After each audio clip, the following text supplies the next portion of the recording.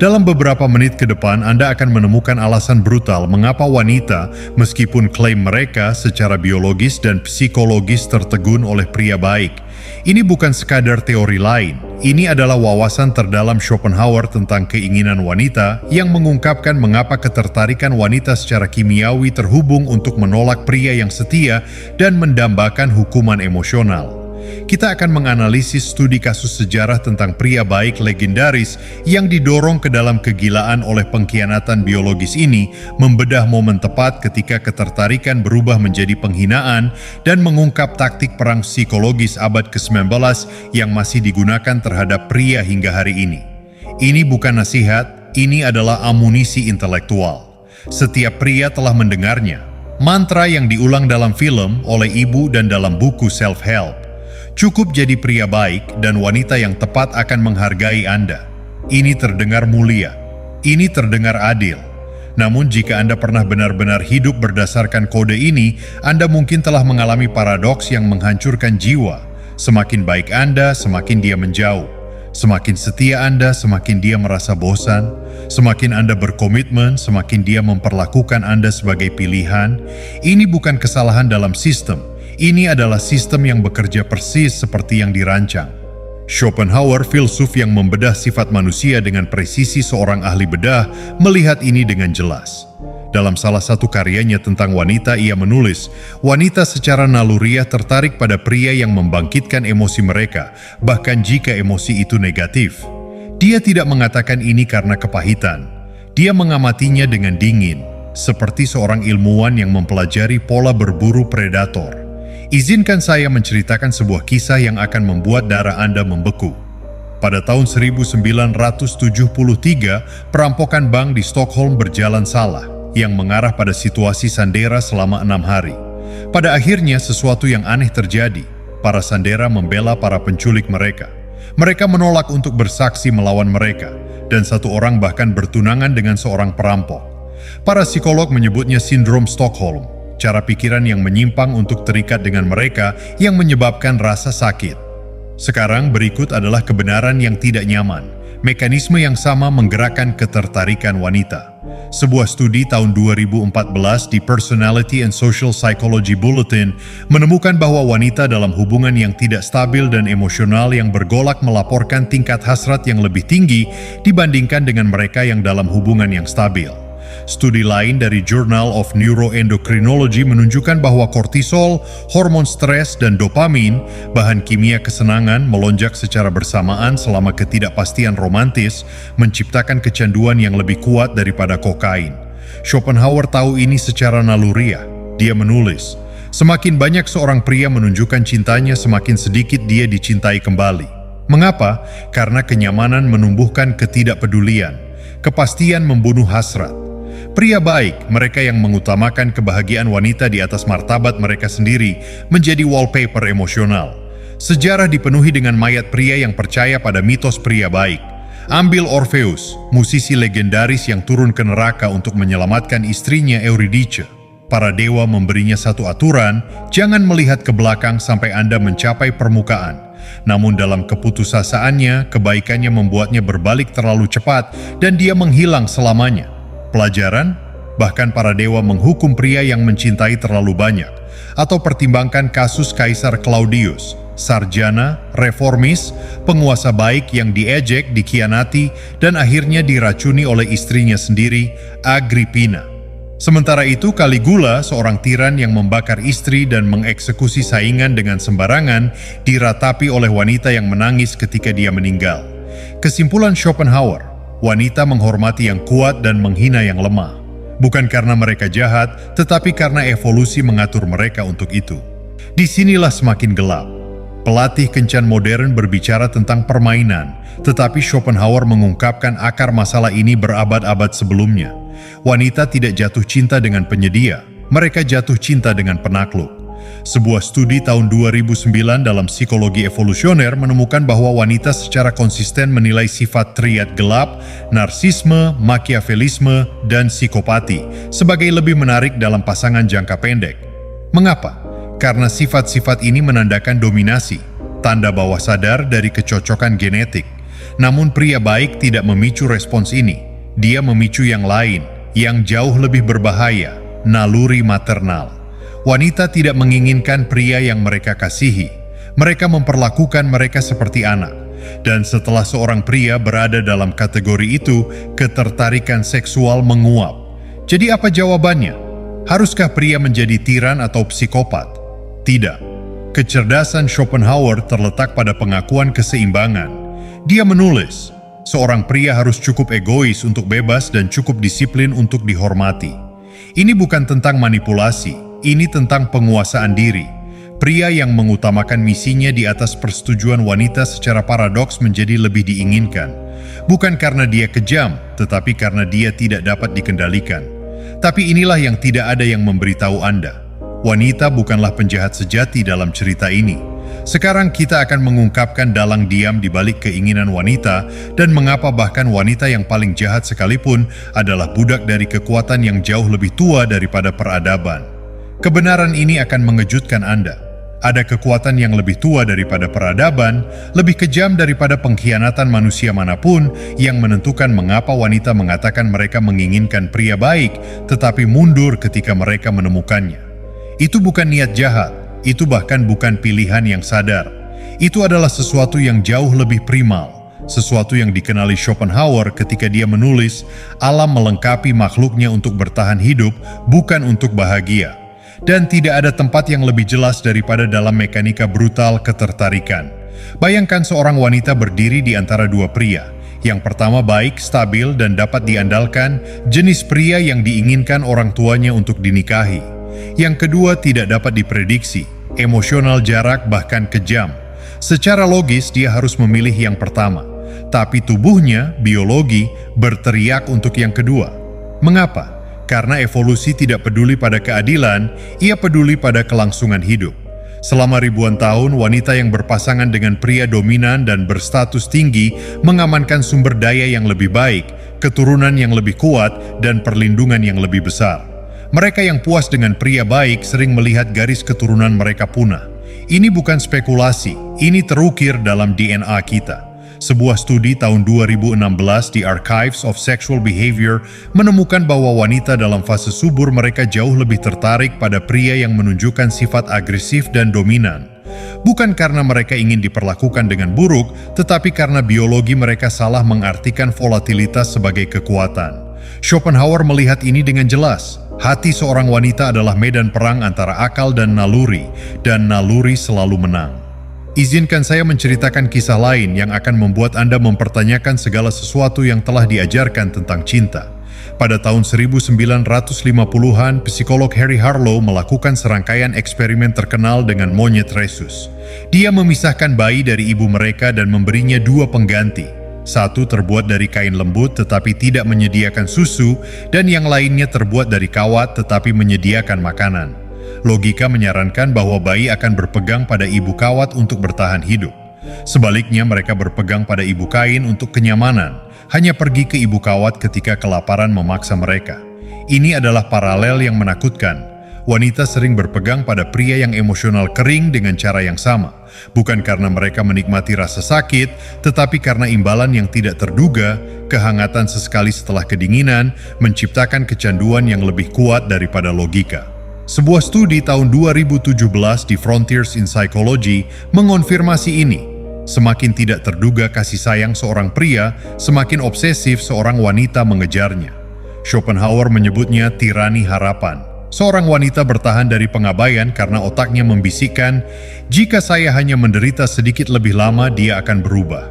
Ini adalah delusi yang sama yang menjaga penjudi di mesin slot.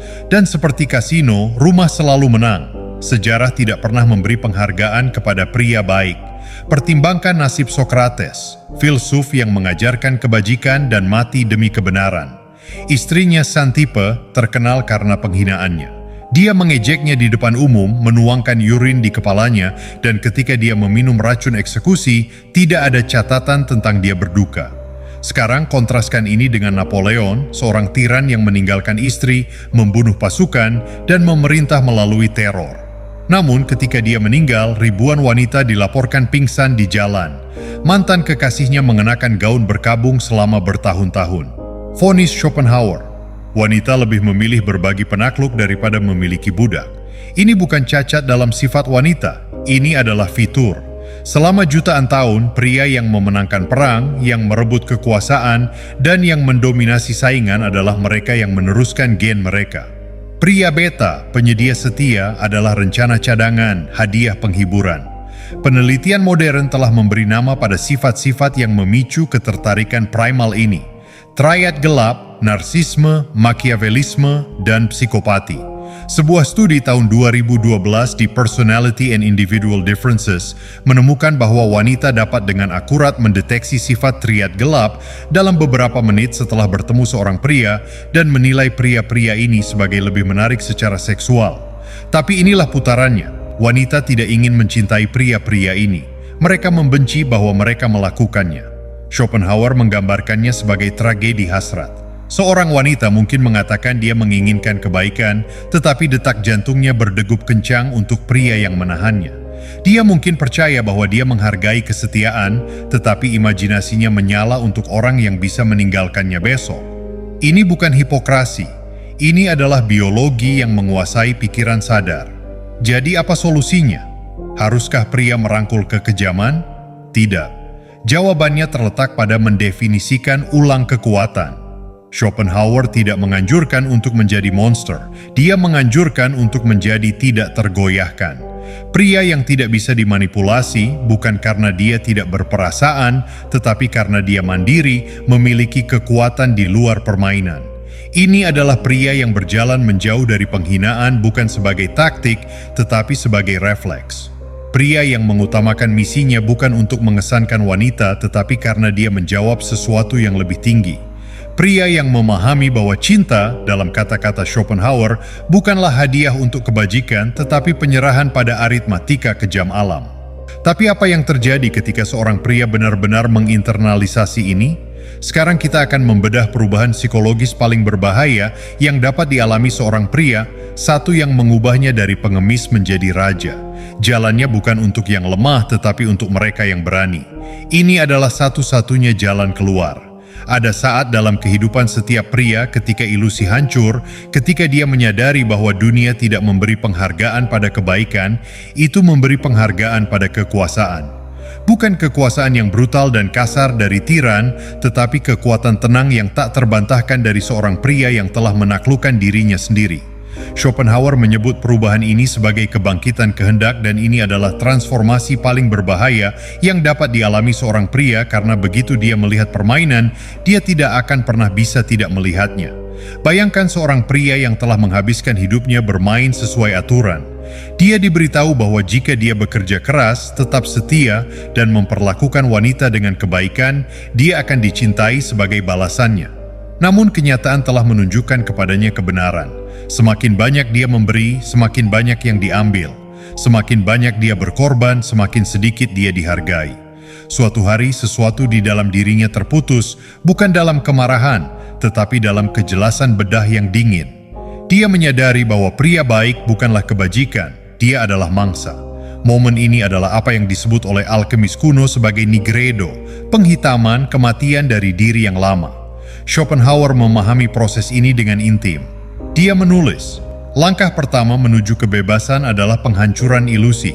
Dan bagi pria, ilusi terbesar dari semuanya adalah bahwa cinta diperoleh melalui pengabdian. Sejarah menawarkan studi kasus yang brutal tentang Kaisar Romawi Tiberius. Di awal pemerintahannya dia adil, patuh, dan berbakti kepada rakyat. Hasilnya, penghinaan, konspirasi, pengkhianatan. Tetapi ketika dia mundur ke Capri dan menjadi seorang pengasing, ketika dia berhenti peduli apakah Roma mencintainya, Senat bergetar di bawah namanya. Pelajaran, ketidakpedulian adalah kekuatan. Pria yang muncul dari peleburan ini bukanlah baik atau kejam, dia adalah sesuatu yang sama sekali berbeda. Seorang pria yang diatur oleh prinsip bukan permohonan. Schopenhauer menggambarkannya sebagai pria yang telah menjadikan dirinya sebuah benteng. Pertimbangkan kisah Miyamoto Musashi, samurai legendaris yang berkeliaran di Jepang tanpa terkalahkan. Dia tidak berjuang untuk kemuliaan atau wanita, dia berjuang karena penguasaan adalah agamanya. Dan dalam total pengabdian pada kerajinan dia menjadi magnetik. Wanita mengejarnya, dan saingan memohon untuk bimbingannya, tetapi kekuatan Musashi berasal dari satu kebenaran yang tak tergoyahkan. Dia tidak membutuhkan siapapun. Penelitian modern membuktikan ini. Sebuah studi tahun 2018 di Social Psychological and Personality Science menemukan bahwa pria yang menunjukkan ketidakbutuhan dinilai sebagai jauh lebih menarik, bahkan ketika penampilan fisik mereka rata-rata. Mengapa? Karena ketidakbutuhan adalah kebalikan dari kekuatan. Dan kekuatan, seperti yang diketahui Schopenhauer, adalah afrodisiak tertinggi. Tapi ada satu halangan. Kebanyakan pria salah memahami kekuatan. Mereka berpikir itu berarti dominasi atas orang lain. Tetapi kekuatan sejati adalah dominasi atas diri sendiri. Tirani berteriak untuk membuktikan kekuatannya. Pria yang berdaulat berbicara lembut karena dia tahu kata-katanya memiliki bobot. Pria yang tidak aman memamerkan kekayaannya. Pria yang terpusat mengenakan ketidakpeduliannya seperti pelindung. Pria yang membutuhkan cinta. Pria yang memiliki penguasaan diri memahami bahwa cinta adalah produk sampingan dari keunggulan, bukan tujuan. Schopenhauer menyatakannya dengan jelas. Pria biasa mencari pengalihan dalam orang lain. Pria unggul mengembangkan dirinya dalam kesendirian. Inilah mengapa pria dengan sifat triad gelap menarik wanita. Bukan karena dia kejam, tetapi karena dia mandiri. Tragedinya adalah bahwa kemandiriannya adalah fasad yang dibangun di atas manipulasi daripada penguasaan. Tetapi kekuatan pria yang berdaulat adalah nyata, dan wanita dapat mencium perbedaannya. Jadi bagaimana seorang pria melakukan pergeseran ini? Pertama, dia harus berhenti bernegosiasi untuk cinta. Setiap kali seorang pria meminta perhatian, mentolerir ketidakhormatan, atau membentuk dirinya untuk menyenangkan seorang wanita, dia menggali kuburnya sendiri. Schopenhauer menulis, untuk menjadi bebas Anda harus terlebih dahulu menjadi tidak dapat diatur. Ini tidak berarti menjadi tiran, itu berarti menjadi tidak dapat disuap. Kedua, dia harus menerima kesendirian. Pria-pria terbesar dalam sejarah, Newton, Nietzsche, Tesla, menghabiskan bertahun-tahun sendirian, bukan karena mereka kesepian, tetapi karena mereka memahami bahwa kecerdasan lahir dalam keheningan. Seorang pria yang tidak bisa menanggung perusahaannya sendiri akan selalu menjadi budak bagi siapapun yang menyediakannya. Akhirnya dia harus menemukan perangnya. Setiap pria membutuhkan misi, sesuatu yang membangkitkannya di luar persetujuan wanita. Bagi Schopenhauer itu adalah filsafat. Bagi Musashi, pedang. Bagi Anda, itu bisa apa saja. Tetapi tanpanya, Anda hanyalah pengemis lain di pesta kehidupan. Inilah kebenaran yang sulit. Dunia akan melawan transformasi Anda. Wanita yang sebelumnya mengabaikan Anda akan tiba-tiba menguji Anda. Teman-teman yang mendapatkan manfaat dari kelemahan Anda akan mengatakan Anda telah berubah. Masyarakat akan berbisik bahwa Anda telah menjadi dingin. Ini adalah harga dari kedaulatan. Schopenhauer membayarnya, dan begitu pula setiap pria yang pernah berarti. Tetapi tidak ada alternatif. Seperti yang diperingatkan filsuf, dunia adalah neraka, dan pria adalah jiwa teraniaya di dalamnya. Satu-satunya pelarian adalah penguasaan diri. Tapi disinilah kebanyakan pria gagal. Sekarang kita akan mengungkapkan jebakan terakhir yang menjebak bahkan pria terkuat sekalipun. Bahayanya tidak terlihat, biayanya adalah segalanya. Dan satu-satunya jalan keluar adalah menghadapi kebenaran terdalam dari semua. Pria yang berdaulat berdiri di tepi transformasinya. Dia telah melepaskan kebutuhan untuk validasi. Dia telah menerima misinya. Dia telah menjadi, dalam kata-kata Schopenhauer, kekuatan alam daripada pencari persetujuan. Tetapi di sini, di puncak kekuatannya, mengintai jebakan yang paling licik dari semuanya. Satu yang telah menghancurkan raja, penakluk, dan filsuf. Bukan kelemahan yang mengancamnya sekarang, itu adalah korupsi dari kekuatannya sendiri. Sejarah mengingat Tiberius sebagai monster, tetapi sedikit yang bertanya bagaimana dia menjadi satu. Di awal pemerintahannya, dia adalah penguasa teladan, adil, disiplin, berbakti kepada Roma. Namun bertahun-tahun pengkhianatan, intrik politik, dan ketidakpastian masa mengikis keyakinannya pada kemanusiaan. Pada akhirnya dia mundur ke Capri, di mana dia dilaporkan indulgensi dalam kebobrokan yang tidak dapat diungkapkan. Pria yang pernah berusaha melayani Roma menjadi penyiksanya. Inilah bahaya pria yang terbangun. Penghinaan. Schopenhauer memperingatkannya. Pria yang melihat melalui ilusi cinta berisiko menjadi tidak mampu untuk itu. Dan disinilah jebakannya. Pria yang berdaulat setelah mengenali sifat transaksional dari hubungan manusia mungkin menyimpulkan bahwa semua koneksi sia-sia, bahwa setiap senyuman menyembunyikan agenda, bahwa setiap tindakan kebaikan adalah manipulasi yang tersamar. Tetapi ini bukan kebijaksanaan, ini adalah bunuh diri spiritual. Sebuah studi tahun 2021 di Journal of Positive Psychology menemukan bahwa pria yang mencapai kesuksesan tetapi kurang memiliki koneksi yang tulus menunjukkan tingkat depresi yang lebih tinggi daripada mereka yang berjuang secara finansial tetapi memiliki hubungan yang kuat. Pelajaran: kekuasaan tanpa tujuan adalah sangkar yang dilapisi emas. Izinkan saya menceritakan sebuah kisah yang tidak akan Anda lupakan. Pada tahun 1944, seorang Viktor Frankl muda tiba di Auschwitz. Sebagai seorang psikiater, dia mengamati sesuatu yang luar biasa di tengah kengerian. Mereka yang selamat tidak selalu yang terkuat secara fisik. Mereka adalah orang-orang yang menemukan makna, yang memegang alasan untuk hidup lebih dari sekadar bertahan hidup. Bertahun-tahun kemudian, Frankl akan menulis, antara rangsangan dan respons ada sebuah ruang. Di ruang itu terdapat kekuatan kita untuk memilih. Inilah yang dilupakan oleh pria yang berdaulat dengan risiko besar. Ya, dunia adalah transaksional. Ya, cinta seringkali bersyarat. Tetapi menolak semua kerentanan adalah menolak apa yang membuat hidup layak dijalani. Schopenhauer sendiri terjebak dalam jebakan ini. Dia mati sebagai pria yang kesepian dan pahit, yakin akan keburukan umat manusia, namun seperti yang diungkapkan oleh jurnal pribadinya, merindukan koneksi yang sangat dia filsafatkan. Mitos kuno memahami dualitas ini. Zeus memegang petir tetapi jatuh cinta pada manusia. Odin mengorbankan matanya untuk kebijaksanaan tetapi masih tertawa bersama para pejuang di Valhalla. Bahkan Hades, penguasa alam bawah, menyayangi Persephone. Pesannya, kekuatan sejati tahu kapan harus menurunkan penjaga. Penelitian modern mengonfirmasi ini. Sebuah studi Harvard yang groundbreaking pada tahun 2019 melacak 80 tahun perkembangan psikologis pria dan menemukan satu sifat konsisten di antara pria-pria yang paling bahagia dan sukses. Kerentanan yang aman, kemampuan untuk terbuka tanpa menjadi lemah, untuk percaya tanpa menjadi naif. Ini adalah ujian terakhir pria yang berdaulat. Dapatkah dia menggunakan kekuatannya tanpa menjadi tahanan padanya? Disinilah kebutaan tragis filsuf. Schopenhauer mengungkapkan kebenaran brutal tentang sifat manusia tetapi gagal untuk melampauinya. Dia melihat cinta sebagai ilusi, namun tulisan-tulisannya sendiri mengkhianati kerinduan akan koneksi. Dia mengajarkan keterpisahan, namun hidupnya menunjukkan biaya dari keterpisahan yang berlebihan. Pelajaran? Melihat melalui permainan hanyalah separuh pertempuran. Separuh lainnya adalah memilih untuk bermain dengan ketentuan Anda sendiri.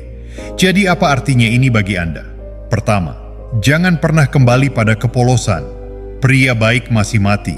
Dunia tetap kejam. Tetapi kedua, dan ini penting, jangan salah mengartikan sinisme sebagai kebijaksanaan. Pria yang berdaulat melindungi hatinya tanpa menutupnya. Dia mencintai tetapi tidak pernah meminta. Dia percaya tetapi tidak pernah berjudi. Schopenhauer benar tentang hampir segala sesuatu kecuali satu hal yang paling penting. Hidup bukan hanya penderitaan yang harus ditanggung, itu adalah ujian yang harus dikuasai. Penguasaan tertinggi adalah melihat kegelapan dalam sifat manusia dan tetap memilih untuk bersinar. Anda sekarang berdiri di persimpangan jalan. Satu jalan mengarah ke kepahitan, kuburan raja yang melihat terlalu banyak. Jalan lain mengarah ke sesuatu yang lebih langka, pejuang yang tercerahkan, pria yang menggunakan kekuatan tanpa dikorupsi olehnya, yang mencintai tanpa diperbudak olehnya, yang berjalan melalui api, dan muncul bukan dengan abu di tangannya tetapi dengan emas. Pilihan seperti biasa ada di tangan Anda.